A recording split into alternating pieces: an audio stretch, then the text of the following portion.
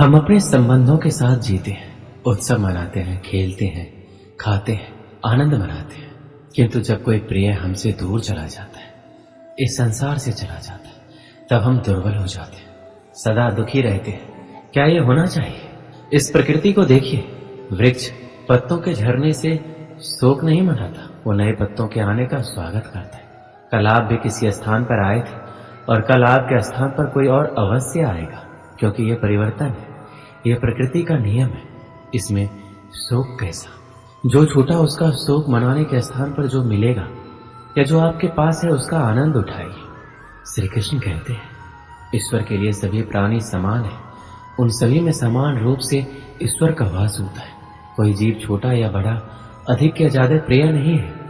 जो अपने ईश्वर की विशेष आराधना करते हैं, पुकारते हैं, उनके साथ सदैव उपस्थित रहते हैं। संपूर्ण जगत, ब्रह्मांड, चराचर, सब में ईश्वर का वास है। यह ईश्वर की माया ही है जो पूरे ब्रह्मांड में व्याप्त है। वहीं ईश्वर धरती पर मधुर संगीत है, वहीं ईश्वर अग्नि की उष्मा है। उसी ईश्वर का वास प्रत्येक प्राणियों में है, जो सन्यासियों के चित्त को शांत कर साधना में लीन करता है।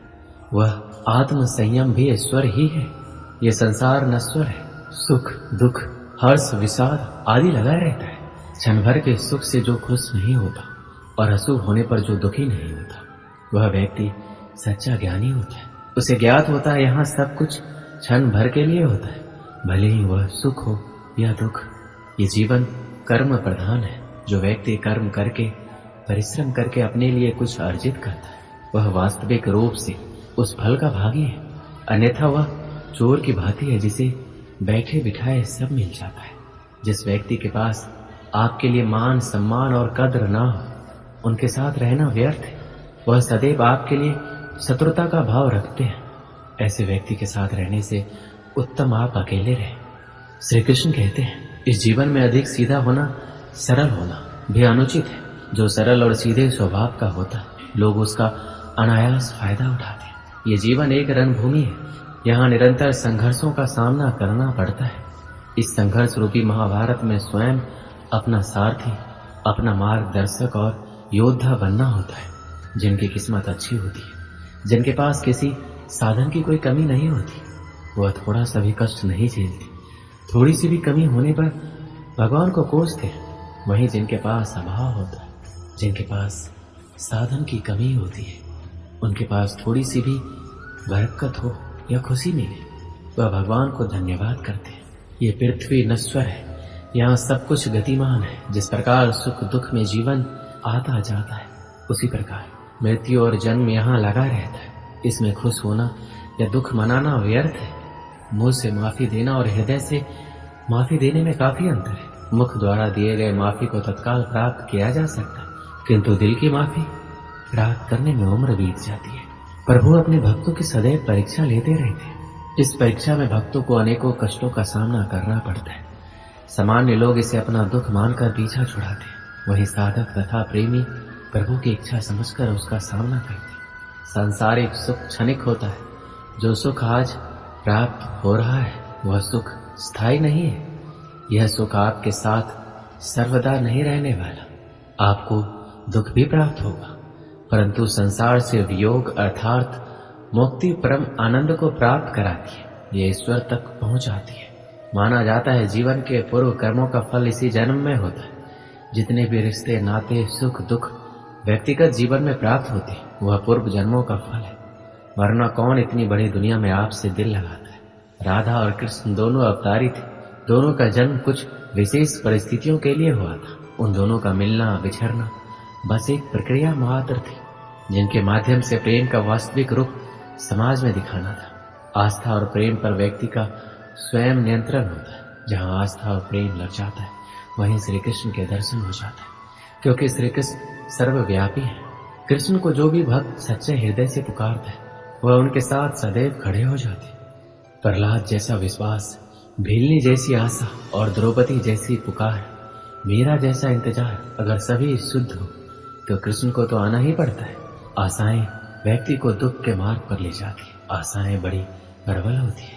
आशा अनुरूप कार्य होने पर जहाँ खुशी मिलती है, वहीं आशा के विरुद्ध कार्य होने पर दुख का पहाड़ टूट जाता है। व्यक्ति जीवन में आशा दुख का प्रमुख कारण है।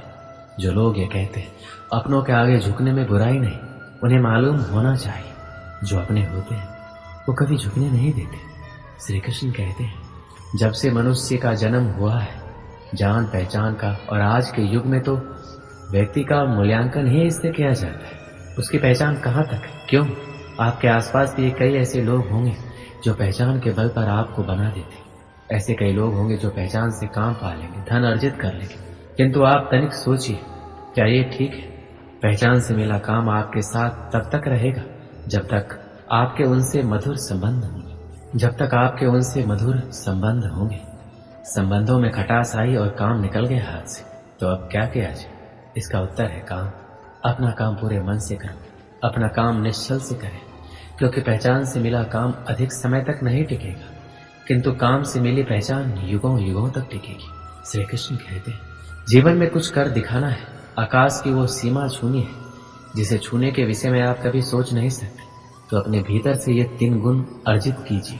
पहला, अपने लक्ष्य को पाने की चाह, लगन, यह आपसे वो करवा सकता है जो आप कभी नहीं कर सकते। दूसरा, साहस, संकट उठाने की क्षमताएं आपसे वो करवा सकता है जो आप करना चाहते हैं। और तीसरा है अनुभव। अनुभव आपको ये बताएगा कि आपको क्या करना चाहिए। तो जिसने चाह, साहस और अनुभव इन 3 गुणों को पा लिया, उनके लिए संसार में ऐसा कुछ भी नहीं जो वो नहीं पा सके। स्वप्न और लक्ष्य कितने समान लगते हैं। इन दोनों की व्यक्ति कल्पना करता है, इन दोनों को व्यक्ति पाना चाहता है, और ये दोनों पूर्ण हो तो व्यक्ति स्वयं को भाग्यशाली भी समझता है। किंतु इन दोनों में अंतर है। अंतर ये है कि स्वप्न के लिए बिना मेहनत की नींद चाहिए और लक्ष्य के लिए बिना नींद की मेहनत। जो व्यक्ति स्वप्न में देखने में रह जाता है, उठने के पश्चात उसके हाथ खाली रहते, और जो व्यक्ति मेहनत करता है सोते समय उसके हाथ उसका लक्ष्य होता है। इसलिए यदि स्वप्न भी देखो तो लक्ष्य समझ के। दीपक जलाने का कार्य कितना सुखमय होता है। प्रकाश की ये लौ मानो भीतर जाकर मन में उल्लास भर देती कि ये मैंने क्या कर दिया, मैंने इसे बुझा क्यों दिया, जबकि इसी से मैंने अन्य दियों को जलाया है। क्योंकि जब तक ये तीली अन्य बातियों को जला रही थी तब तक ये जल रही थी, किंतु जब इसने ऐसा करना छोड़ दिया तो इसे स्वयं बुझना पड़ा। जीवन में इसी प्रकार प्रकाश देने का नाम है।